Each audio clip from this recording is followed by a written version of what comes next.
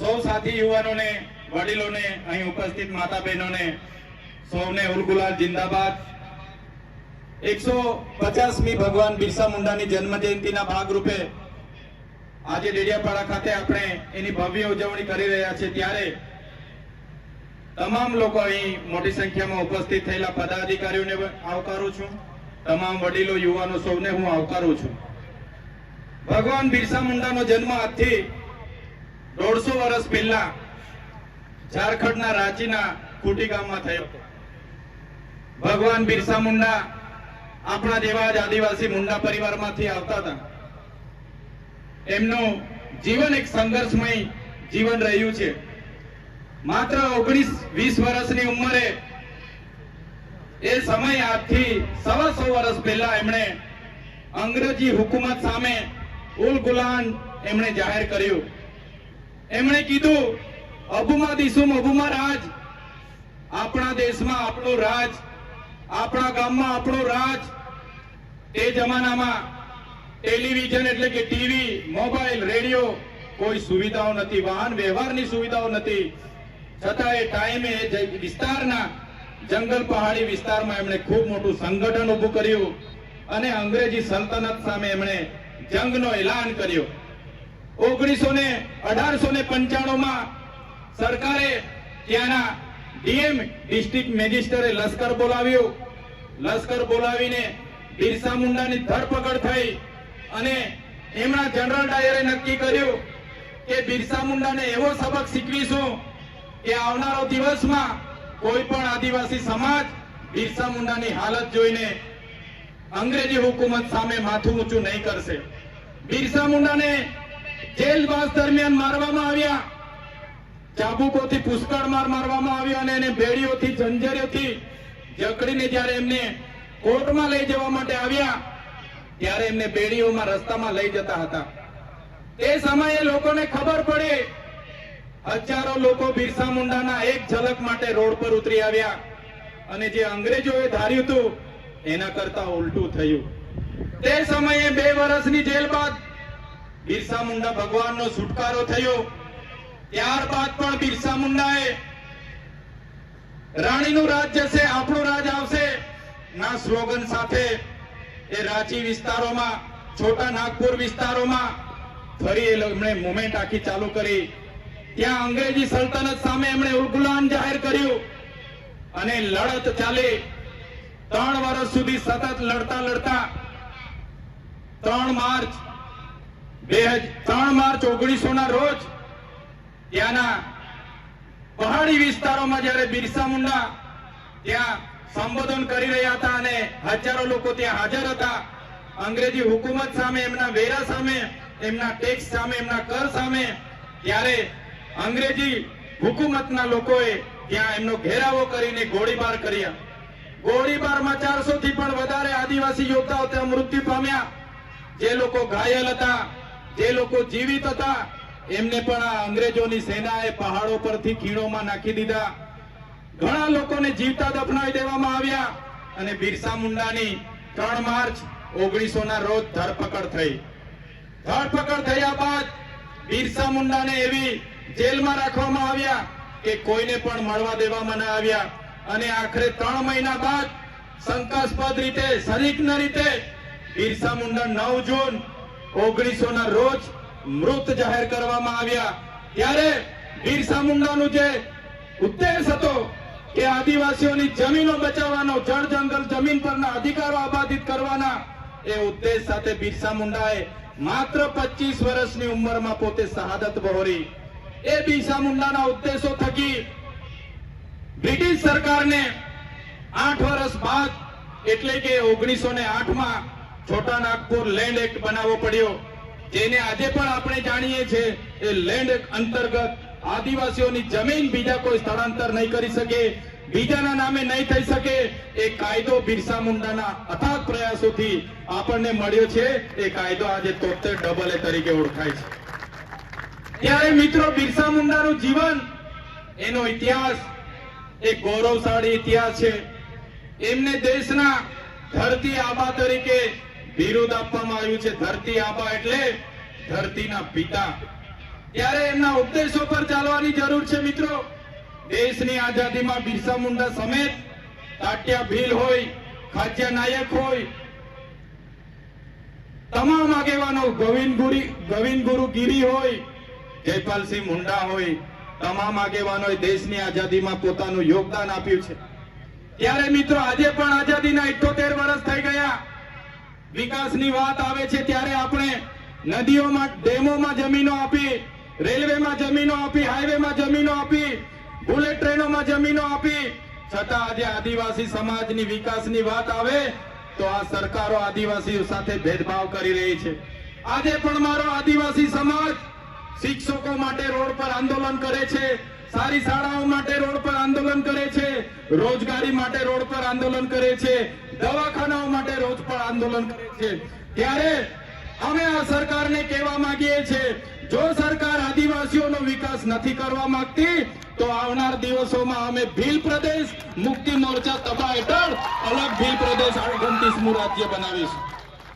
અલગ ભીલ પ્રદેશનું 29મું રાજ્ય અમને આદિવાસીઓને આબાદી જોઈએ અને એની રાજધાની આવનારા દિવસોમાં અમે કેવડિયા બનાવીશું. કોઈની બાપની તાકાત નથી કે અમને રોકી શકે. જે બિરસા મુંડાનો ઉદ્દેશ હતો, અબુમાં દીસુમ અબુમાં રાજ, આપણા દેશમાં, આપણા ગામમાં આપણું રાજ, આજે આ મનોવાદીની સરકારો આદિવાસીઓ સાથે ભેદભાવ કરે છે. તમે જોઈ લો, આજે દેવ દિવાળી છે, બિરસા મુંડાની જન્મ જયંતિ છે, છતાંય આ મનોવાદી સરકારોએ આજે તમામ આદિવાસી વિસ્તારોમાં ગ્રામ સભાઓ રાખી છે. આ શું દર્શાવે છે? આદિવાસીઓના બંધારણીય અધિકારો જ્યારે સરકાર આપવા નથી માંગતી, આજે પણ જળ, જંગલ, જમીન આદિવાસીઓનું છીનવાઈ રહ્યું છે. આજે પૂંજીપતિ, ઉદ્યોગપતિઓની નજર અમારા જમીનો પર, અમારા જંગલો પર છે. ત્યારે હું તમને સૌને આજના દિવસે આબાદિત કરું છું કે આ વિસ્તારમાં જીઆઈડીસી માં લિગ્નાઇટ નીકળે છે, નર્મદા ડેમમાં આપણે પુષ્કળ પાણી છે, જંગલ છે, છોટાઉદેપુરમાં રેતીની લીજો છે, યુરેનિયમ છે. અને જો સરકાર આપણો વિકાસ નહીં કરશે તો આવનારા દિવસોમાં તૈયાર થઈ જજો. આ સરકારો પરથી આપણે 29મું રાજ્ય અલગ બનાવીશું અને એની રાજધાની કેવડિયા બનાવીશું. મારા સમાજના યુવાધનને પણ કહેવા માંગુ છું, તમારી યુવા શક્તિ, તમારું જોમ, જુસ્સો, તમારું સાહસ તમારા કેરિયર બનાવવા માટે વાપરો. તમે ઉઠી બેઠા બાઇકો લઈને પ્રવાસમાં નીકળવાનું, પાર્ટીઓ કરવાની, જલસા કરવાની, નાચવાની, કૂદવાની, ચામધામની યાત્રા બંધ કરી દેજો. આ વડીલોને પણ હું આગ્રહ કરું છું, આવા રખડતા છોકરાઓને ઉભા કરી દો, એમને ભણાવો, ગણાવો, એમનું કેરિયર બનાવવામાં આપણે લગાડવું પડશે.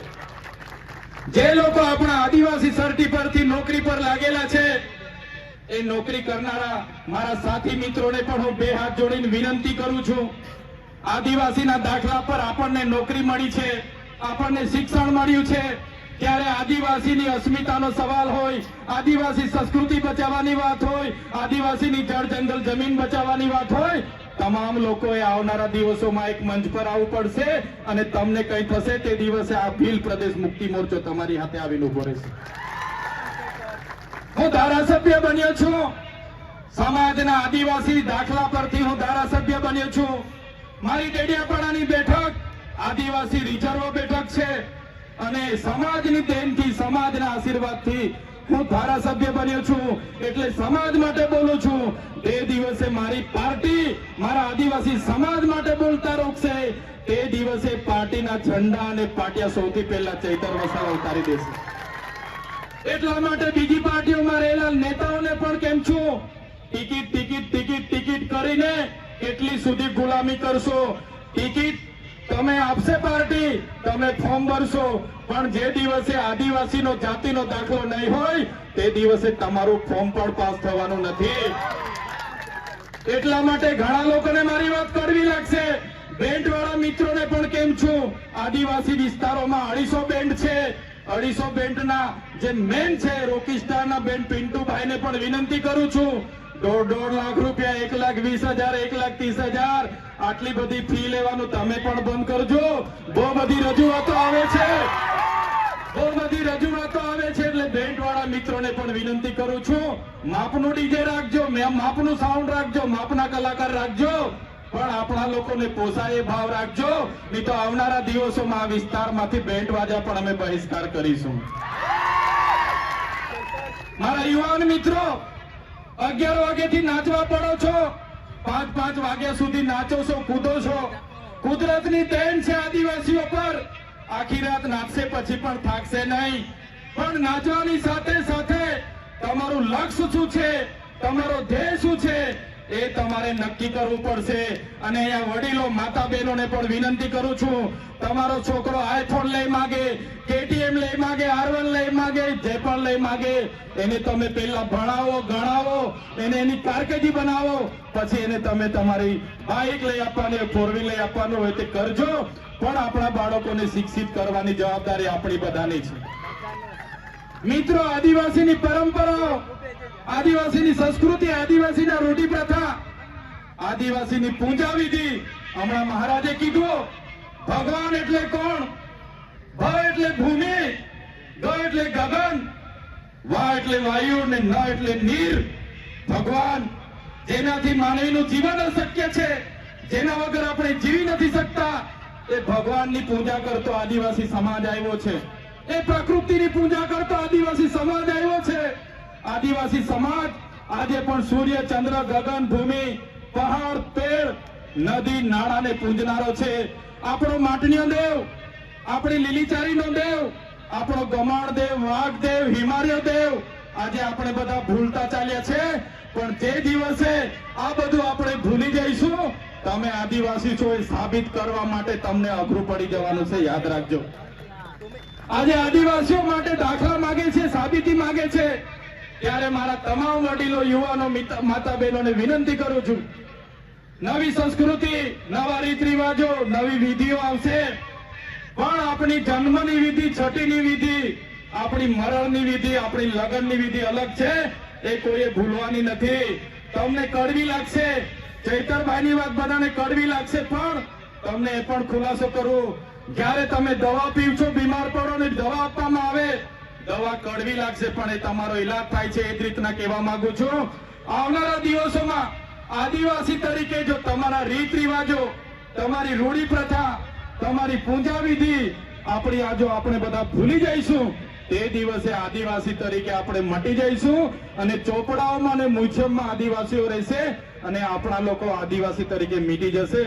એટલા માટે આજે કેવડિયાની હાલત તમે જોઈ લો. આવનારા દિવસોમાં માલ સામોટની હાલત થવાની છે, પછી ડેમ મોગરાની હાલત થવાની છે. ત્યારે મારા તમામ વડીલો, તમામ માતા બહેનોને વિનંતી કરું છું, આજે આપણે ભીલ પ્રદેશ મુક્તિ મોરચા બનાવ્યું છે. આ માત્ર ડેડિયાપાડા કે વાલિયા ઝઘડિયા કે ભરૂચ માટે નથી. ભીલ પ્રદેશ મુક્તિ મોરચામાં તમામ યુવાનો, કર્મચારી, વડીલો, માતા બહેનો, ધર્મ સંપ્રદાયના ગુરુ હોય, તમામ કર્મચારીઓ આમાં આ બેનર હેઠળ આવનારા દિવસોમાં ગુજરાત, મહારાષ્ટ્ર, મધ્યપ્રદેશ અને રાજસ્થાનમાં આદિવાસીઓની સંવિધાનિક અધિકારની લડત ચાલુ થવાની છે. અને એના માટે બધાએ જનજાગૃતિ માટે આ મંચ પર આવવું પડશે.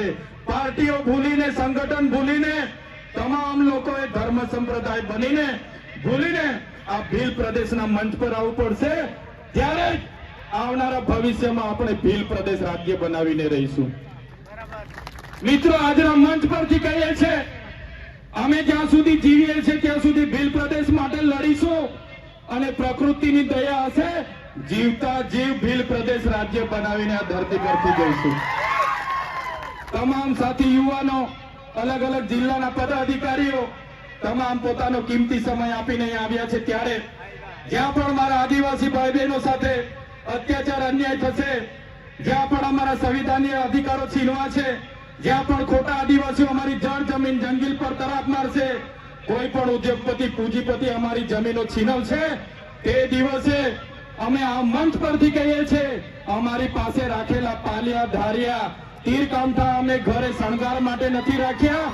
તે દિવસે અમે તાલિયા, કાંઠ, બધું તીર કામઠા, પાલિયા ચલાવવા ખસકાશું નહીં.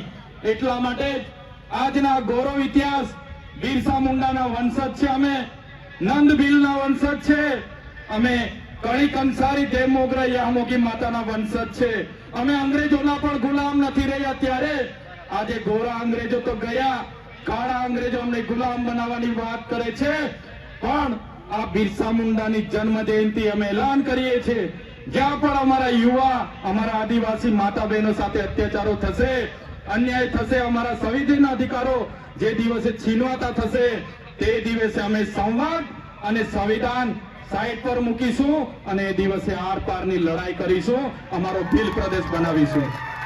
જય આદિવાસી, જય જોહાર, જય ભીલ પ્રદેશ.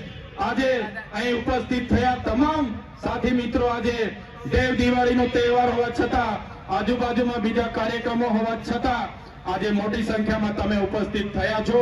તમામને મારા ઓલ ગુલામ જિંદાબાદ, જય જોહાર, જય આદિવાસી, જય ભીલ પ્રદેશ.